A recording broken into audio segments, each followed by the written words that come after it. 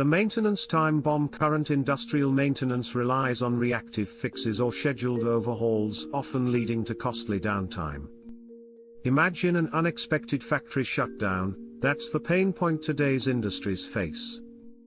We're about to explore a groundbreaking solution that prevents these disasters before they happen.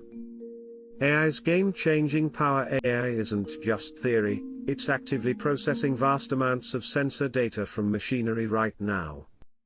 Machine learning algorithms detect subtle patterns and anomalies invisible to the human eye. This allows for hyper-accurate predictions of equipment failure, shifting from reactive to proactive. Real-world impact and case studies.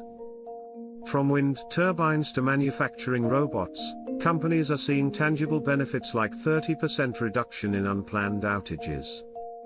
Specific examples of industries leveraging AI for predictive maintenance will be highlighted. Cost savings and increased operational efficiency are not just buzzwords, they're measurable outcomes. Challenges and the road ahead. Data privacy concerns and the massive investment in AI infrastructure remain significant hurdles. The need for skilled AI engineers and data scientists is growing exponentially. This is because effective AI needs a well-designed human-computer interface.